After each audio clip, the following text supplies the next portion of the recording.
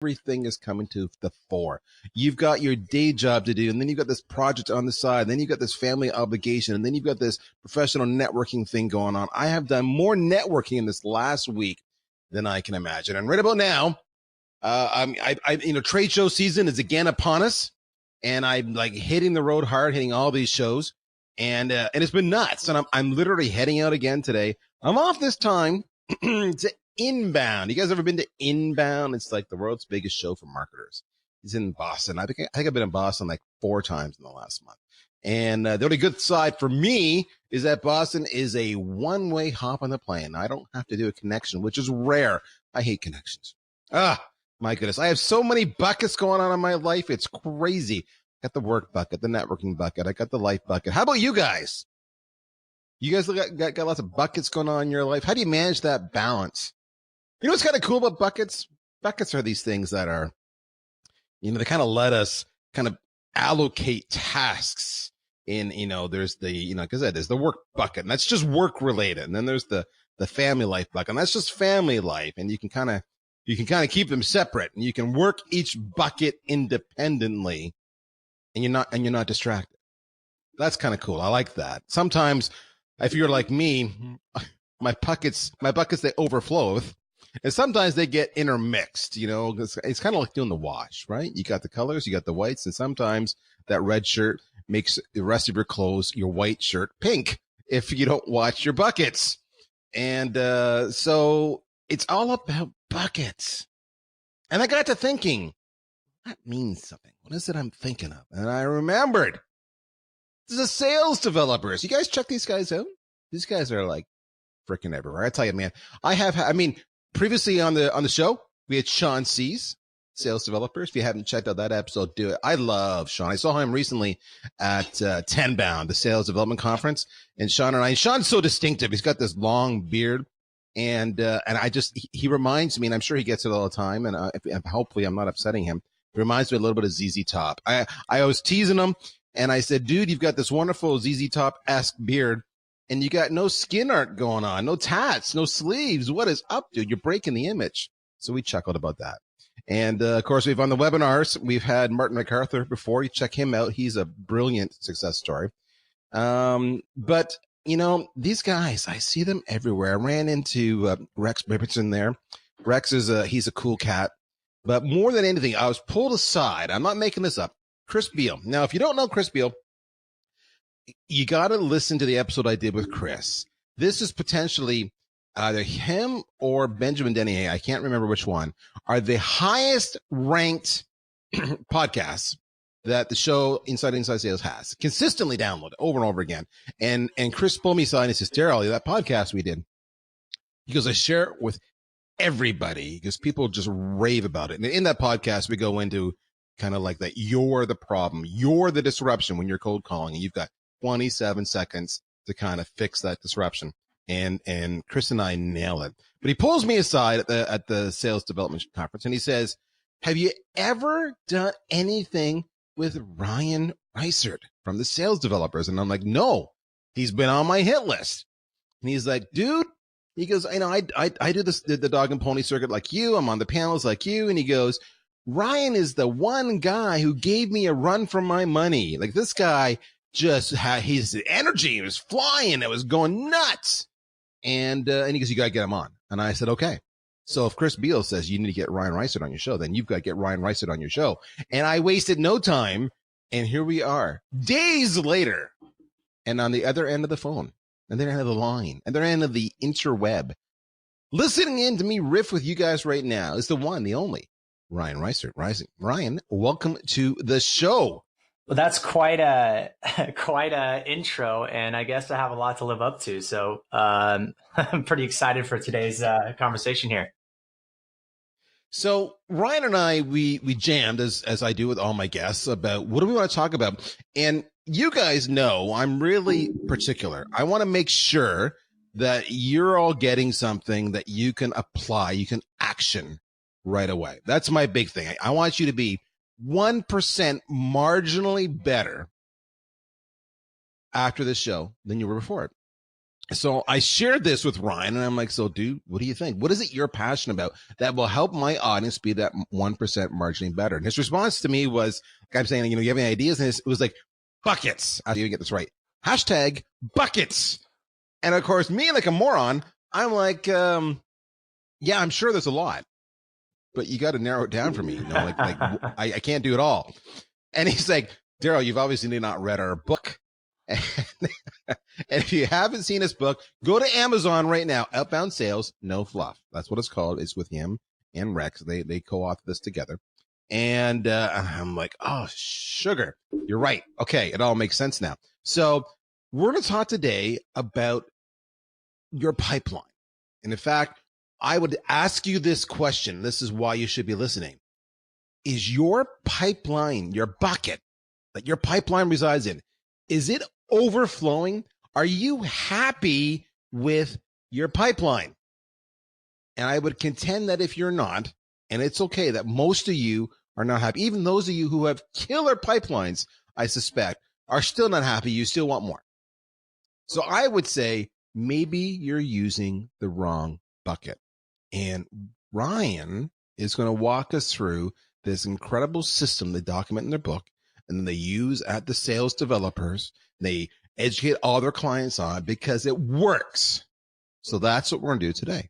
So Ryan, before we get into the buckets, is there anything else we need to do to kind of set the stage for the audience?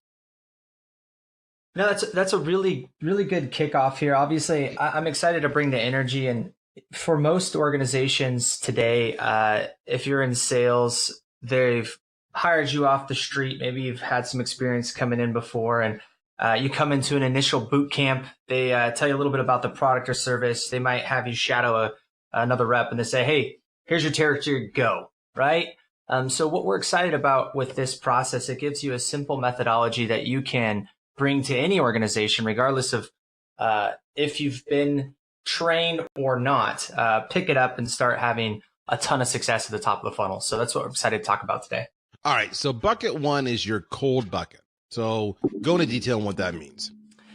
Yeah. So to take a step back, bucketing leads, for success. That's the name of the chapter in the book. It's a simple methodology that we've created for everybody in sales to maximize their time spent prospecting.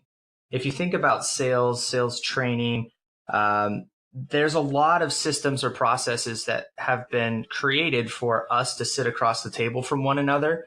And I know how to take a lead from introduction, discovery, presentation, proposal, negotiation, close, right? Each of those stages have definitions and exit criteria that I can follow.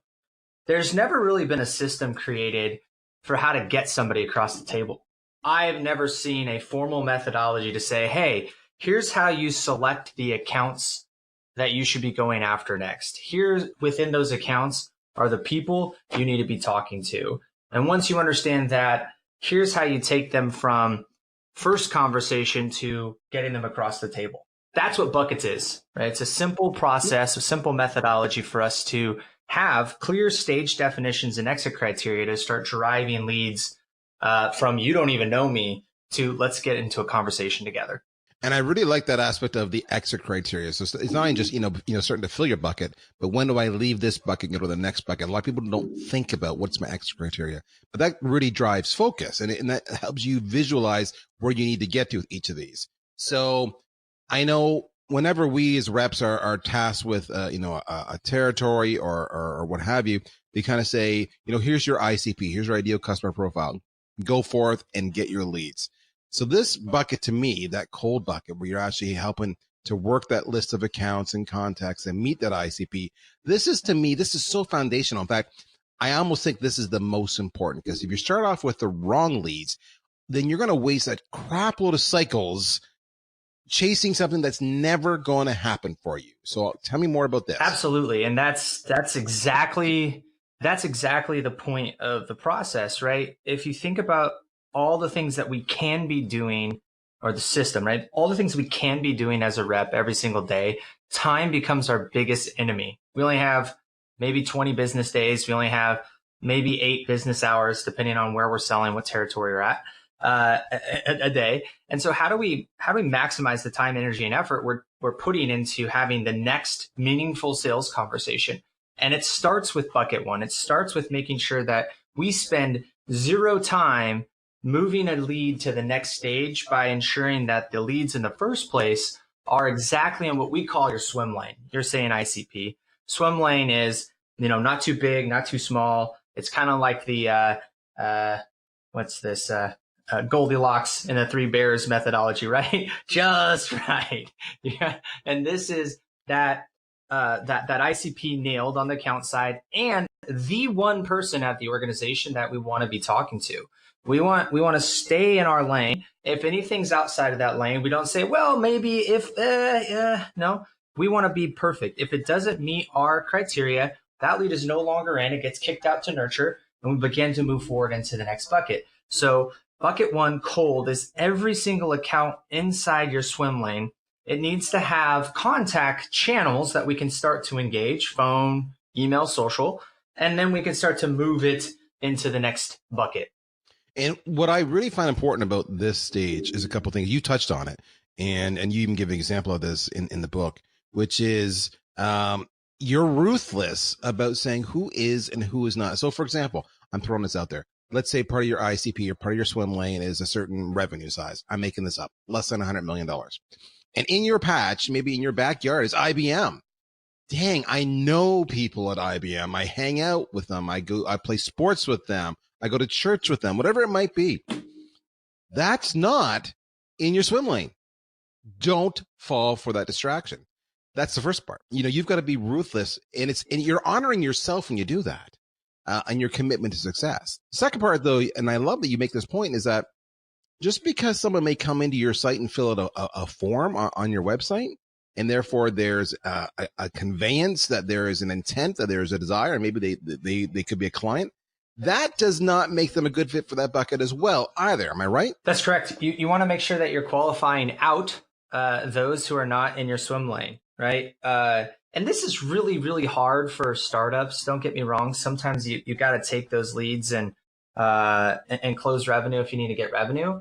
But 80 to 90% of the time when you do this, when you take that, it was kind of a good fit, it doesn't really end in a great future success, right? The difference between them being a good customer and them being a bad customer was identified by the swim lane in the first place. And all of a sudden, the age-old saying, the crap falls downhill, right? You start to see those challenges in onboarding and enablement. And over time, you'll see that those customers aren't a good fit either. So just because they are coming to you does not mean they have to be your customer.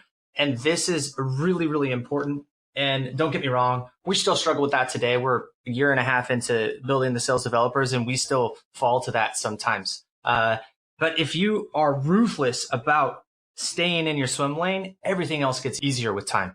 So bucket one is as simple as this, folks. It's knowing who you're targeting, all right, and going after them relentlessly. Once you've got that, we go on to bucket number 2. What do we? That's our working bucket. Yeah, that's right. So in working, and this is where the work comes in by its name, right? So working bucket is defined as leads that, remember, exit criteria. They need to be in your swim lane, and they have a channel you're starting to work, meaning the phone, email, social, whatever channels you're using for outreach.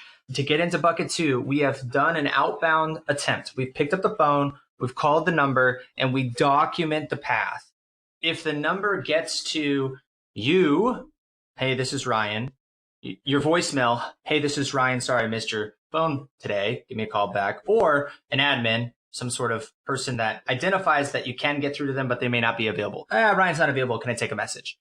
That's working number. It's continued to stay in working. We call that a validated phone number. You can keep calling that number. You need to document the path, that very first attempt, and you're taking that time to also put in any additional notes into your CRM that's really relevant for your future follow-up. This is really, really interesting because we're talking about hacking time that's what this process is all about. Did you know that if you just document the phone tree path, an average dial attempt can take about 2 to 3 minutes? By documenting the path, press 4, 5, If it's a last name, you actually document 347 pound, right? You cut that dial time down to about 30 seconds, right? So if you have a list of 100 numbers, you can now get through that in about, 30 or an hour, hour and a half versus maybe a whole day or two, right? So this hacking of time and documenting the path, getting through numbers faster is what this is all about. And you're trying to ensure that you're only working validated channels. Same thing with email here. A lot of folks spend a ton of time on their very first email sending out some sort of personalized email. They're spending a ton of time doing a bunch of research and trying to send out this perfect email only for it to bounce or even worse, it delivers, but no one ever even opens it, right? Working, you want to focus your time, energy, and effort just to I validate that channel is going to work. Social media, check the dang profile. Are they active or are they just using it as a resume, right? And you can tell. Especially with Navigator will tell you if they've been active. But look, are they someone who comments and posts on feeds? Do they have a full profile? Do they post articles, things like that? If they're not active, it's a good chance that that's not a channel you should be spending time, energy, and effort on. So getting into working, you're working through your first attempts, you're doing your initial research, you're gathering all the information you need, you're documenting all the information, and you're getting them ready to move to the next bucket. So if I'm clear on this, if I have a cadence, say, classic sales engagement, maybe I'm going to do the classic 7 touches in 7 days, whatever it might be. I don't care. You name it. Is this working bucket number 2? Is this only that first attempt or this could be the first 2 or 3 attempts? So you're going to be in working until you actually get somebody to reply or to, answer the phone or to, connect on social, right? That actually is going to move you to the next bucket, or you're going to identify that channel doesn't work. So channel validation will exit out of your steps. So let's use your Cadence platform as an example here. So many reps will take a lead from bucket 1. They'll load it into the Cadence tool that has call, email, social, all like maybe within the first day, right? That's great. You should do that. But as soon as you identify that phone number doesn't work, that lead should not keep going through a multi-touch cadence that has phone included. Because every time you get to a phone call, you can't make that phone call. I'll tell you what, especially with folks who work more than just a small patch, they're going to keep going to that number, looking, maybe even attempting that number, like, oh yeah, the number's bad. Whoops, right? Or they're skipping the task. Even just seeing that task pop up when there's no number to call, what's that doing? It's wasting time, right? Seconds become minutes, minutes become hours in a week, in a month. Hours become that next conversation you could have had and now you don't have. And that next conversation could have been that appointment you need. That appointment could have been that deal you close, right? So all of that starts to stack up. If you just do it in the very, very beginning, just like getting the leads out, you want to get the channels out. So you're only working your time, energy, and effort in the channels that are valid. So what I really like about what you were saying is that you're doing two things. You were really being wise about the fact that if you can't call or a certain channel, phone or email, whatever, is not working, bail that. So you're right. In the sales engagement systems, you've got to bail on that. And I love the concept, and it sounds crazy, of recording the call tree, 4 or 5 pound, whatever it might be. So the next time I'm saving those seconds, so they all add up. That is incredibly brilliant. But that does lead to a point, right? Is that it's not just going to be one cadence, is it, because of this? No, exactly. So in the working bucket, exit criteria is either you've connected with them, which is going to move you into priority, bucket 3, or you've actually eliminated that channel. It's not validated. The phone doesn't get to you, your voicemail, or your admin. The phone gets to some sort of generic voicemail, something of that nature. The emails bounce. The emails are not being opened, etc. So these are really important to pay attention to, because when we get to the final here, when we get into our prioritizing our time, we don't get back to leads that are not technically working, which means we're not wasting time on channels that are likely to not get us into an engagement. So I want everybody to think about that, right? When you're doing your bucketing process now, your pipeline, how much time are you wasting on doing stuff that is a waste of time?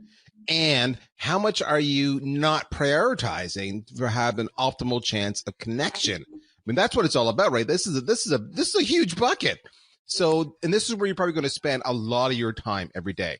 So this is like this alone is that 1% marginal gain right here. So if your systems don't work that way, you need to go back to your revenue ops people and say, what can we do to make this work? Or maybe you yourself need to develop a system to make sure that's the case. All right. We're going to take a very quick break. We'll be back in 1 second. Don't go anywhere. We have 2 more buckets to go through and we're going to go lightning fast. Hold on. We'll be right back.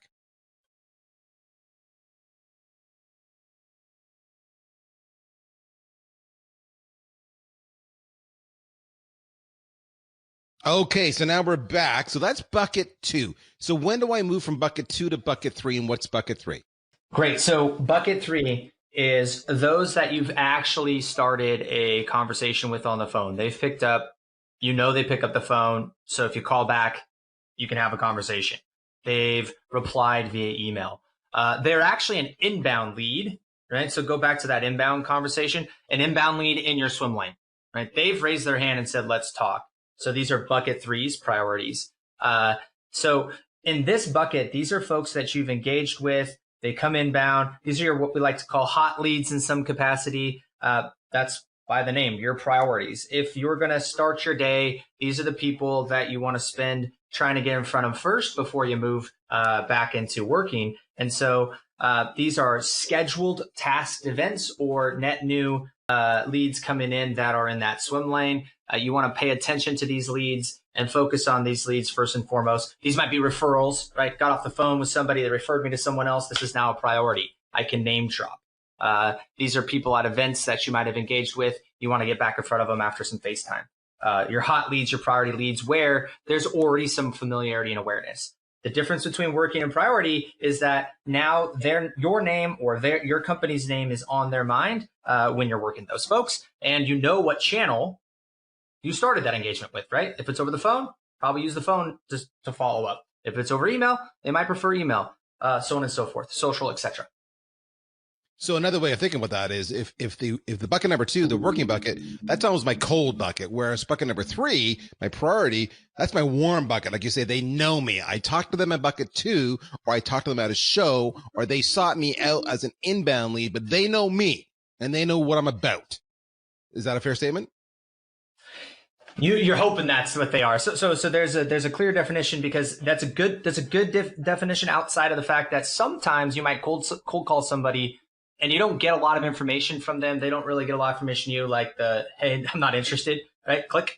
That's still a priority, because if they're in your swim lane, you're not going to give up on that lead. They may not quite know you yet, but you do know that the channel works for them. They pick up the phone. But all other things that you said are spot on in terms of what a priority is. All right. So what's so special other than they have some familiarity with us on this bucket versus the last bucket? What makes this bucket, kick ass? Well, you've actually validated or verified rather that channel is active, right? So I know if I make a dial, this person picks up the phone. Whereas in working, if I make a dial, these are cold. I've never spoken to them before. I don't know if they're going to pick up the phone yet. Right? Data shows we make hundreds of thousands of dials. I've made millions of dials in my career over the last decade using tools like Connect and Sell and being an inside sales leader at companies that have just had huge dial floors, right? Millions of dials. Over 50% of leads will never pick up the phone. It doesn't matter how many times you call them. So what makes this bucket special is, again, we're looking at hacking time. I don't want to make phone calls to people that don't pick up their phone, right? I don't want to make phone calls to numbers I've never called before. If I have numbers I've called before first, knowing that they're working, right? So I'm trying to get to the leads that are closest to conversation first. And so this bucket is super important, because if they're in swim lane, remember, that's the very, and I want to, they're in my patch as a high value potential future prospect. This bucket's super important because that channel is validated. If it's an email and they replied in the past, I could spend more time personalizing, because I know that if they replied before, there's a good chance they might reply again, which means that there's a great chance that they read their emails, which means it's my time to shine, right? Same thing with social. All right. So if bucket 2 is about working that cold list, that working bucket, the initial research to find, the optimal way to connect with them. And bucket 3 is about, okay, now I've connected with them. Now to, move this deal forward. 2 very different approaches. And now you're just going super focused. How do I get to bucket 4 and what do I do there? Yeah. So bucket 4 is meetings scheduled or scheduled, right? You have a calendared event. So this one's really straightforward. I've spoken to you. You've agreed to meet with me. I was at an event. Let's follow up. I got an email response, right? So bucket 4, this is where, let's say the money's made. If I do nothing else to start my day, what I want to do is confirm that those conversations are going to show up, right? So that's very, very straightforward, right? Bucket 4, scheduled event. And now what makes this process really, really simple when it comes to lead management, these 4 buckets are where we spend our time, energy, and effort as a rep. There might be other buckets like nurture and, unqualified and things like that. But this is my pipeline above my pipeline, what we like to call the funnel above the funnel, right? And if I have these buckets clearly defined and ready to rock and roll every single day, what I do to show up in the morning is I start to work my buckets backwards, right? Confirm all my meetings. Then once I've confirmed all my meetings, I go to my priorities and I get my priority activities in there. I do my personalization. I work on making those callbacks. I leave those voicemails. I do those things that our great reps typically understand. But I'm not doing it to all my leads, just my priority leads, because I know that those channels are validated and it makes sense for me to do that. When I'm done with all those, then I move to my workings. This is where you can do your power hour dialing sessions and get 100 dials in an hour. This is where you can load up a list into tools like VanillaSoft or Connect and Sell, some of these other power dialers, and really get some value out of it because you've got great numbers to work and every single number should be working and you're just getting through. If they connect, you're going to move forward into your priorities or building your next bucket. And then finally, if I finished all of that, then I can go and start to research and build my uncontacted and start my first dial attempts to start filling my workings, right? So I want to be filling my buckets every day as the last thing I do, and I want to prioritize moving my buckets from bottom up every day when I start my sessions. So this is a brilliant approach, folks, to time management and time hacking. So your time is spent in the right place doing the right thing, and you're continually feeding yourself. I love this approach. It's all about buckets. I'm telling you guys, go to Amazon right now. You want to get the book, Outbound Sales, No Fluff. Ryan, best way to reach you is at LinkedIn, I'm guessing, or Twitter, or just email. Talk to me. Yeah, LinkedIn's great. LinkedIn's really great. Actually, if you go on LinkedIn, my phone number is posted there as well. Believe it or not, I prefer phone over most other channels. If you really want to talk to me, pick up the phone, call me, leave a message. I'll call you back if I miss you. But LinkedIn's also a great place to get hold of me.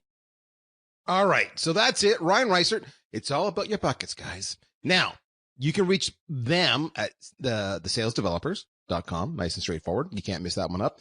And in the meantime, if you have any questions, reach out to Ryan directly, or hey, reach out to me. With that, we're out of time, folks. It's another week. Can you believe it? It's crazy? I'm on a plane to Boston. Maybe I'll see you there. If I do, drop on by. If not, I'll see you right back here again in 1 week. I'll see you right back here again in 1 week's time. You take care. We'll talk to you soon. Bye-bye.